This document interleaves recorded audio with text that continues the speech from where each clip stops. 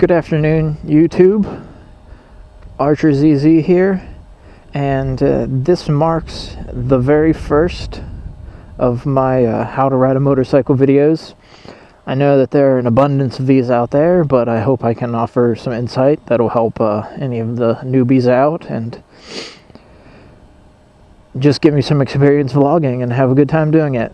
So in this video, what I'm going to be doing is I'm just going to walk you through the different aspects of a bike, what everything is, what does what, and hopefully enlighten some people on the nuances or the things that confuse the new riders and confused me whenever I was riding. And I found these videos created by other people to be very helpful, and the more consensus I found, the more comfortable I felt about purchasing a bike.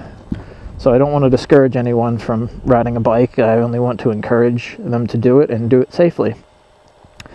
So what we have here is my 2012 Yamaha FC6R. I don't know if you can hear it, but you can actually hear the fan right now. I guess it got a little warm coming here.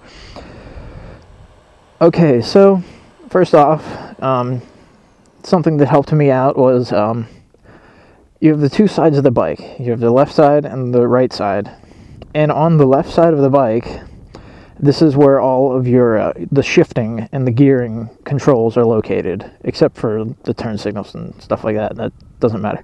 And then on the right side of the bike, you have all your braking stuff.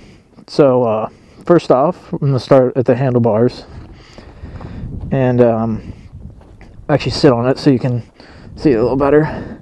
What you have is, so first off, what you would do is you'd put your key in. So just imagine you sit down on your bike for the very first time, and you have your key, and you have the ignition. So you're going to put it in there, and you actually have a lock setting, which will lock the handlebars in place for whenever it's parked. But so you'll first turn it into the off position, and you'll be able to straighten out your handlebars. And then when you turn it to the on position, my bike is fuel injected, so you'll see it prime up, and everything comes on, it lights up, and we're good to go. So once you have it in the on position, you'll come over here, and you have the engine kill switch, which is in the off position, and you can flick it into the on position. So that's there. Then you have the ignition switch, which since it's in the engine kill, it won't actually work. But that's how you actually turn the bike on whenever you're ready. And this lever over here, this is your front brake, which I believe puts out 75% of your stopping power. And that's just due to the fact that when you're slowing down, all your weight is shifting forward off the back wheel, and it's being pushed onto the front wheel. And it works the same in the car. Your front brakes will wear out faster than your back brakes. So you want to remember that whenever you're actually braking, is you just want to keep in mind that the front brake is the king shit for braking, and the rear brake is usually used for control and turns, even though you really don't want to use brakes on turns at all. It's just a control brake. And so we have engine kill. This is your front brake fluid, and there's actually a little viewing window on the back side of that where you can check your levels on that, which I should be good. On the left handlebar, we have the clutch lever, which enables you to shift, so that's there. You have the horn, which works since my bike is on. It's in the on position, so I'll turn that off, save my battery. And you have your turn signal right above that, which push right to signal right, push to cancel, left to signal left, push to cancel. Then you have your high beam and low beam headlight switch. And the low beams are, the headlight is always on a bike just to increase your visibility. So when it's on, it's in the low beam unless you flick it up, and then that's the high beam's pretty straightforward. Alright, so stepping off my bike, make sure the kickstand is down. On the left side of the bike, as I said before, is your gearing. So what we're going to have down here is this is your shift lever. And my bike, like most other bikes that I know of, I don't know of any bike that's actually different, is, it feels loose, but it's not, is 1 down, 5 up. So if you're going to imagine your gears, like, I'll just use my fingers as this example, helped me out abundantly, is you have first gear down here, second, third, fourth, fifth, and then 6 gears above that. And how this works is neutral is located in between first and second gear. So whenever you get on your bike and you have your, I didn't go over the lights, you'll have your neutral light on. I just kicked it up half a click so it's in neutral. So I have my neutral light on. So that's just saying that the bike's in neutral, which means that I can push it backwards and back up. I can push it forwards and go forwards. Pretty simple. If I click it down into first, the bike will stop when I let out the clutch. I won't be able to roll it. So if you're parked on a slight incline, I always like to leave my bike in gear when I park it, just so it doesn't roll off the kickstand. So when I park, it's in gear, I back it up and it stops. I know it won't roll down a hill. Or yeah, you get what I'm saying. So you have 1 down, 5 up. So you'll kick it down into first gear, and that's whenever you'll be able to actually move. Whenever you let go of if you don't have the clutch in, then the bike's just going to shut off. Or you let go of the clutch when you're in gear, it's just going to shut off.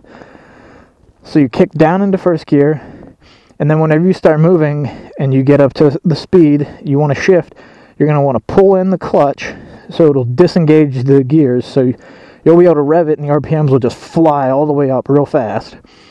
And you'll actually put your foot beneath the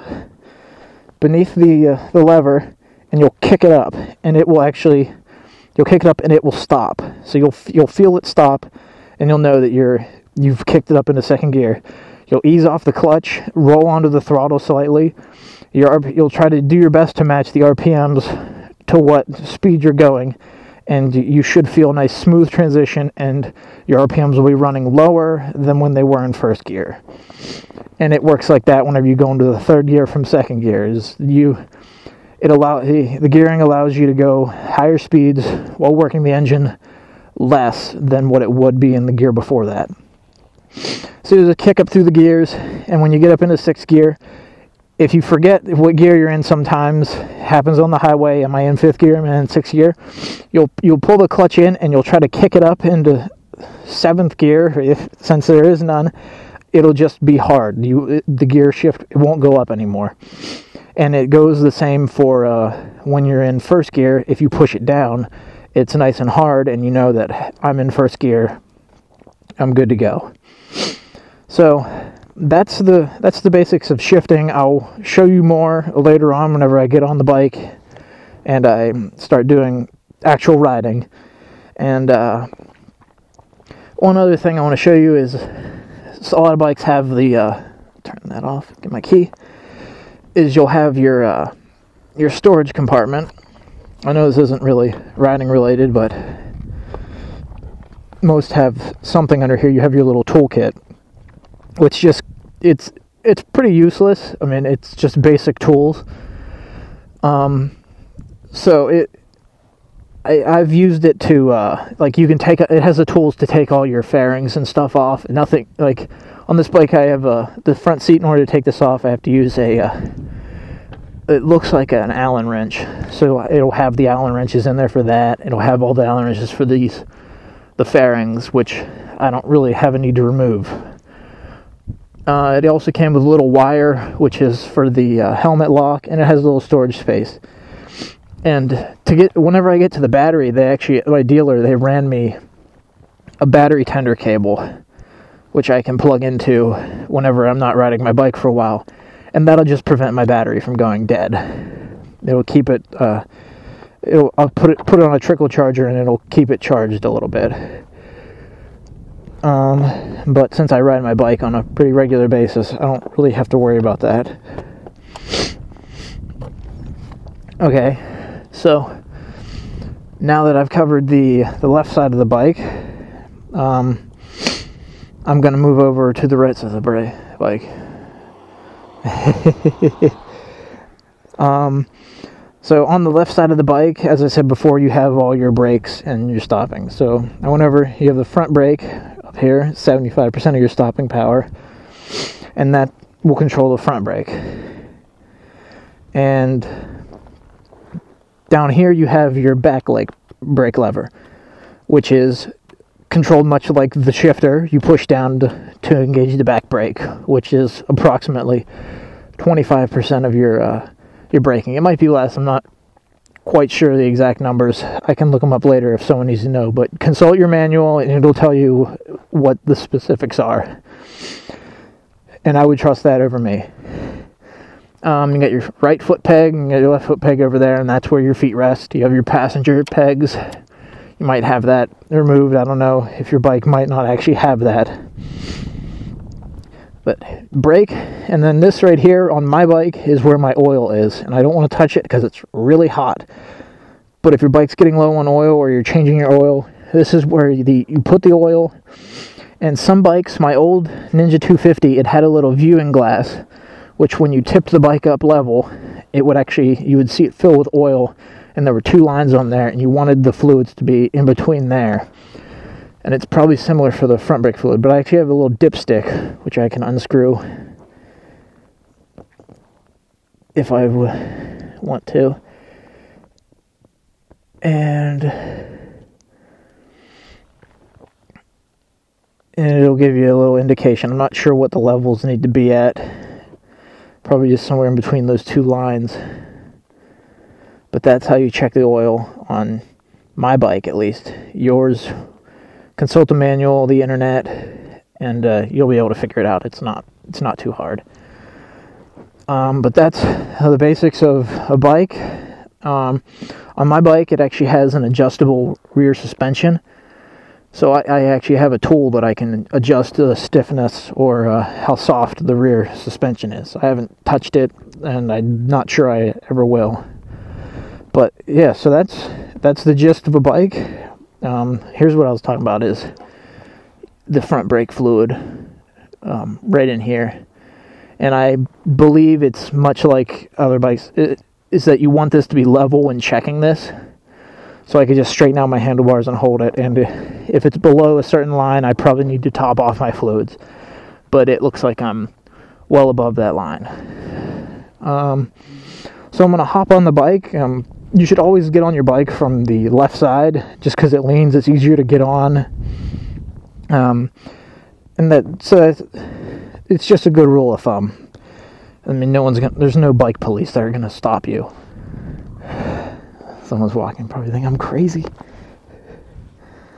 So yeah, what we got going on here is, like I said before, you turn it into the on position, straighten out the handlebars, and you want to make sure that you kick your kickstand up, because if it's in gear and you let off the clutch, it'll actually kill the engine. It's just a safety feature to prevent you from riding with the kickstand down. So when I kick this up, it's on. I have you want to make sure that you put the engine kill switch on, or turn it to the on position so you can actually turn it on. And I'm going to do a half click up and put my bike in neutral, just so I don't have to worry about the clutch. It's always a good habit to have the clutch lever pulled whenever you go to turn your bike on. It's a good habit to be in, just to prevent it from lurching. If the bike's in gear, on my old Ninja 250, the clutch would sometimes stick. So if I didn't have the lever pulled, it would sometimes jump, even though it was in neutral. And I always have the front brake pulled as well, just as a habit from the 250. So what I'll do is, forgot to do one thing. On older bikes that have a carburetor, you have a little lever here, which is the choke. And what that does is that will, I don't know the exact details on it, but when the bike is cold, you'll want to turn the choke on, and the bike might not roll over on a cold start. I know whenever I went to trade my bike in, it had been sitting for about a month, and I had to put the choke on and just lightly tap the gas until it would it slowly powered on, and you just watch as it would rev really high and run really high, but when you turn it off it would drop down. So you just need to fiddle with that depending on whether or not the bike wants to start. But I don't have that because I'm a fuel injected bike, so all I have to do is just turn the key, flip the switch, pull the clutch, front brake, and then push the ignition switch, and it's good to go. And since I'm in neutral, you can see by the light, I can actually let go of the clutch, and the bike runs fine. So it won't stall out. If it was in gear and I let go of the clutch, it would kick off right now, and I get a bunch of angry comments below on how that's bad for my bike, or a way to make a video and stall out your bike at the same time. So that concludes the my first how to ride a motorcycle video. Just the basic levers, basic controls, and I'm going to have another video up which is just going to show basic clutch control and riding in a parking lot setting like the one I'm in right now.